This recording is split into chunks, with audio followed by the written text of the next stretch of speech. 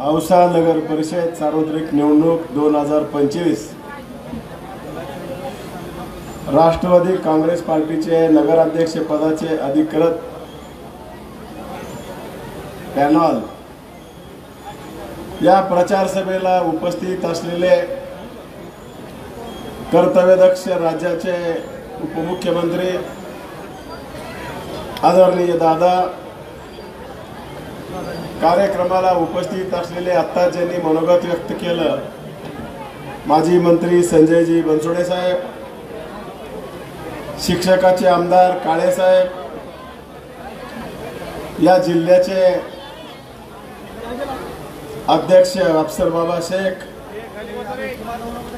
अंकुशरावजी Nade, मकरंजी save, Babanrao Bhosale, व्यासपीठावर उपस्थित असलेले सर्व पक्षाचे पदाधिकारी, आपण ज्यांच्या प्रचारासाठी आलेलो आहोत त्या नगराध्यक्ष पदाच्या उमेदवार शेख परवीन नवाबुद्दीन व सर्व सदस्याच्या प्रचाराच्या सभेसाठी इथे जमलेला आहोत। मित्रांनो, मागे ज्या निवडणुका झाल्या ते आमदारकीच्या संदर्भात झाल्या, लोकसभेच्या झाल्या, परंतु आज मात्र आपल्याला कार्यकर्त्याला न्याय देण्यासाठी ह्या निवडणुका आहेत। प्रत्येक पक्षाला असं वाटतं की आपल्या पक्षाची ताकद या राज्यामध्ये मोठी झाली पाहिजे, सदस्य आले पाहिजेत, नगरपालिका आपल्या ताब्यात असल्या पाहिजेत, महानगरपालिका असल्या पाहिजेत, जिल्हा परिषद असल्या पाहिजेत, आणि म्हणून या ठिकाणी अफसर बाबाचं आणि माझं वेगळं नातं आहे। कारण अफसर बाबाचे पिताश्री माझ्या गावात शिक्षक होते, NB शेख साहेबांनी मला शिकवलं, आणि माझे चुलते आणि शेख साहेबांनी एक शिक्षणामध्ये एक चांगल्या प्रकारचा निर्णय घेतला आणि औसा तालुक्यातल्या औसा शहरातल्या नागरिकाच्या शिक्षणाची सोय केली। 10,000च्या वरी विद्यार्थी या ठिकाणी शिक्षण घेत आहेत। एखाद्या देशाची, एखाद्या राज्याची प्रगती मोजायची असेल तर त्याच्यामध्ये आपल्याला शिक्षण हा महत्त्वाचा भाग आहे, आणि ते करत करत NB शेख साहेबांनी या गावाकडे लक्ष दिले। आज ते आमच्यामध्ये नाहीत आहेत, आणि ही सगळी जबाबदारी आता तुमची आणि माझी आहे। अफसर बाबांनी नगरसेवक सदस्य म्हणून अनेक वर्ष काम केलं, उपनगर अध्यक्ष म्हणून काम केलं, या औसा शहराचा चेहरा मोहरा बदलण्याचं काम अफसर बाबांनी केलं, त्याचे साक्षीदार तुम्ही आम्ही दादा आहोत। दादांनी मागल्या कालखंडामध्ये अनेक रुपयाचा निधी देऊन या शहराला विकासाकडे नेण्याचं काम केलेलं आहे, आणि यावेळेस आपण राष्ट्रवादीच्या चिन्हावर पुन्हा लढत आहोत। अहमदपूरलाही दादा आम्ही वैयक्तिक लढत आहोत, उदगीरलाही संजय भाऊ 20-25 जागा लढवत आहेत, निलंग्यामध्ये 5-7 जागा आहेत, आम्हाला खात्री आहे औसा आणि अहमदपूरची नगर पंचायत नगरपालिका आणल्याशिवाय आम्ही स्वस्थ बसणार नाही। कारण आमचं राजकारण विकासावरच आहे। बाबांनी केलेलं काम आणि भविष्यामध्ये बाबा काम करू शकणार आहेत का नाही हे जर तुम्हाला पटत असतं आमचं, त्याच्यासाठी आम्ही मताचा आशीर्वाद मागायला आले आहोत।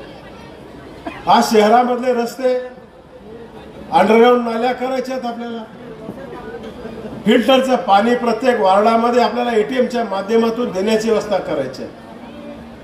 बाबा सांगत होते सगळ्या समाजासाठी या ठिकाणी मराठा भवन, जेवढे जेवढे जातीचे भवन आहेत त्यांना बांधून त्यांच्या कौटुंबिक त्यांच्या कार्यक्रम घेण्यासाठी अशा प्रकारचे सभागृह बांधलेले आहेत। बाबा, आपण मागल्या काळात देखील बघितलं होतं, आपण शिक्षणासाठी एक पुस्तकालय केलं होतं आपण, पण मला आपल्याला विनंती आहे की आपण ही लायब्ररी उभा करावं लागेल। जगामध्ये शिक्षणाशिवाय पर्याय नाही, ते देखील आमच्या नगरपालिकेच्या माध्यमातून करायची सोय आम्ही करणार आहोत। घरकुलाच्या संदर्भामध्ये आपण बघितलं, राज्यामध्ये खूप मोठा निर्णय घेतला, मागेल त्याला घरकुल दिले, एवढंच करून थांबले नाहीत, गरीब माणसाला, सामान्य माणसाला लाईट बिल परवडत नाही म्हणून घरकुलाची किंमत वाढवली. लाईट भरणं होत नाही म्हणून त्या घरकुलावर तुम्हाला पॅनल बोर्ड द्यायची व्यवस्था केली. म्हणजे इथल्या राज्यातल्या सर्वसामान्य माणूस या आपल्या स्वतःच्या घरामध्ये चांगल्या प्रकारचं घर असावं ही सरकारची भूमिका राहिलेली आहे. खेळाच्या संदर्भात आपल्याला मैदानं करावे लागते. वाढवडील महिलांना, भगिनींना या ठिकाणी फिरायला मॉर्निंग वॉक करावं लागेल, काही भागामध्ये जिम करावं लागेल. आणि सगळ्यात चांगलं म्हणजे सुसंस्कृत नागरिक 18 पगड जातीचे लोक या शहरामध्ये राहतात. दादाचं ध्येय धोरण तेच आहे. शाहू फुले आंबेडकरांचा विचार घेऊन आम्ही राज्यामध्ये काम करत आहोत आणि भविष्यात देखील आपल्याला तेच करायचे आहे. उपेक्षित माणसाला आपल्याला न्याय द्यायचं काम करायचे आहे आणि म्हणून आम्हाला विनंती आपल्याला करायची आहे.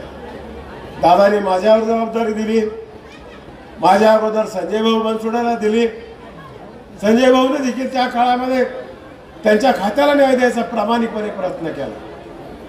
आज राज्यामधले 4-5 खाते जे आहेत त्याच्यापैकी एक जबाबदारी दादाने माझ्यावर दिलेली आहे.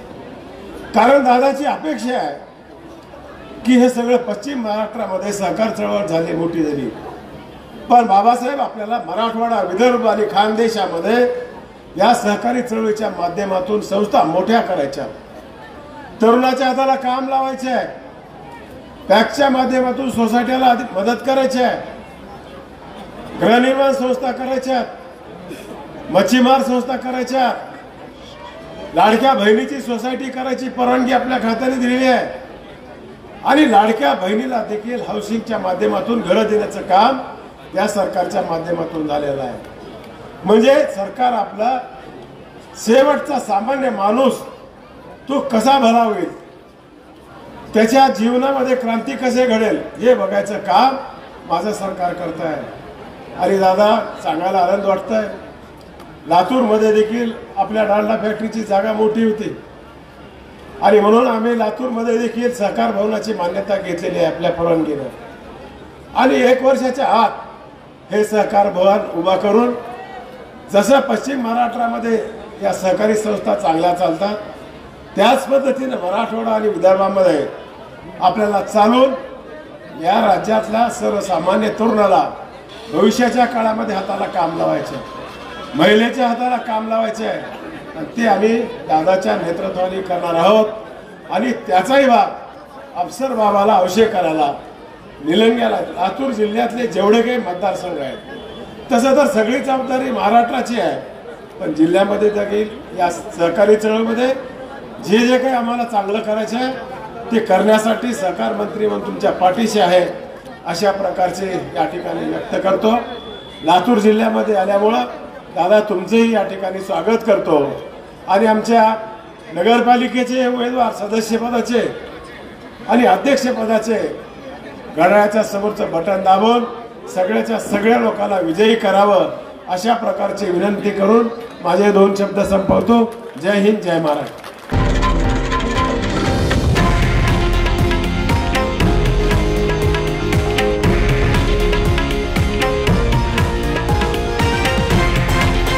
हे आहे देशातील नंबर 1 न्यूज नेटवर्क आणि आपण पाहत आहात TV9 मराठी, एकमेव.